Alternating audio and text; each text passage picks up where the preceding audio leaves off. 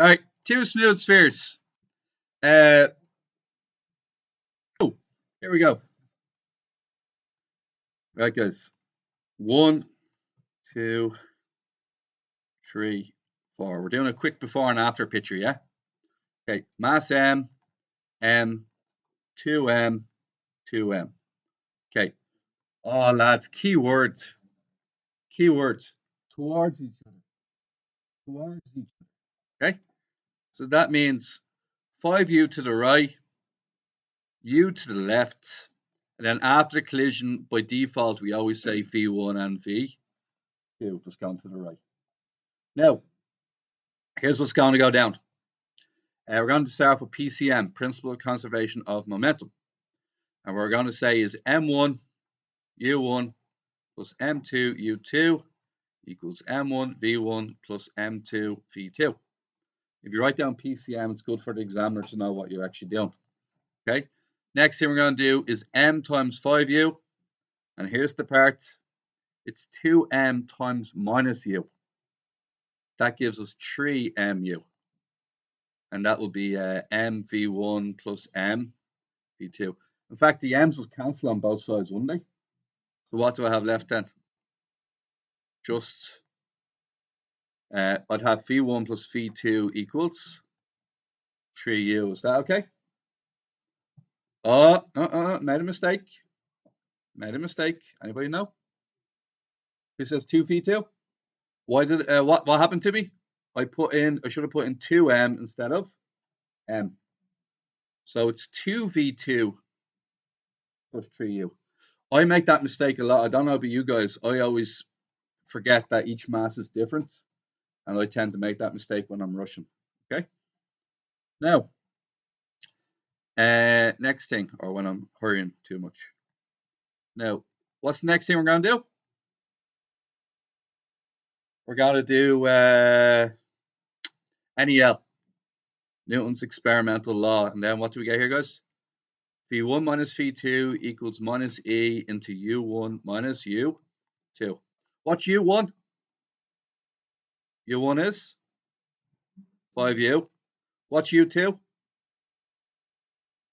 Minus U. But there's two minuses. Plus, isn't it? How many people got V1 minus V2 is minus 6UE? Or EU? Who got that? Many people got 4UE. More than that. So 4UE was the issue with that, okay? So your setup was good, but you just sort of lost it there. Now, we're going to do our usual trick, aren't we? In this case, the speed, because the speed is going straight across, yeah? And it's not an oblique collision. You know, oblique collisions where you'd have an up and across. If it's an oblique collision, you'd have to get the hypotenuse. But this time, yeah, you don't. So in this case, I actually did correctly actually. So the velocity is the speed because it's only going in one direction. But if it was an oblique collision, what would you have to do? The hypotenuse, if it says the word speed. Is that okay? So we're going to add straight down. So I'm going to multiply that by minus V1 minus 3V2 minus 3U. Sorry, minus 2. Minus 2V2. Minus 3V2 plus minus 3U minus 6UE. Divide both sides by minus 3. Okay, I'm going to divide both sides by minus 3. What I should get is that V2 is U plus 2UE. And if I factorize out U, it'll be U into 1 plus 2E. Is that right? Now, I also have to find V1. So I'm going to go back to the original equation. This one here. And I'm going to go back to the blue one. I'm going to multiply the blue one by 2. So I'm going to get 2V1 minus 2V2 equals minus 12UE. And then I'm going to keep the green one the same. V1 plus 2V2 equals 3U.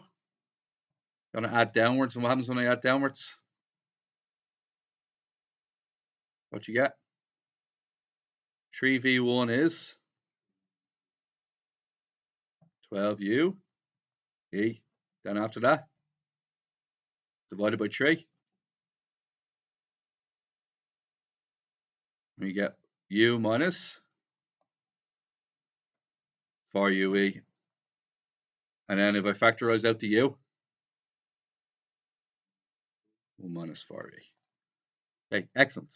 Now, for what value of e do they move in opposite directions? What is the condition for e in which they move in opposite directions? Well, the deal is that e is always a positive number, isn't it? So what do we know about v2? v2 is always guaranteed to move in which direction? To the right. How do I know it's always moving to the right? Because e has to be positive. So that is definitely moving to the right. It's a positive number no matter what value of e we put in. However, this one might not be positive. We're hoping it moves to the left. And if we're hoping it moves to the left, what can we say about that? That we want it to be less than 0. You can divide both sides by u. What happens if you divide both sides by u? What you get? 1 minus 4e less than 0. This is the part that determines whether it's going to be positive or negative. And then bring over the 4e. Do what I call the spin. Everybody familiar with the spin? 7 is bigger than 2. Spin it around. 2 is smaller than 7. Same move. And then we get e has to be bigger than a quarter.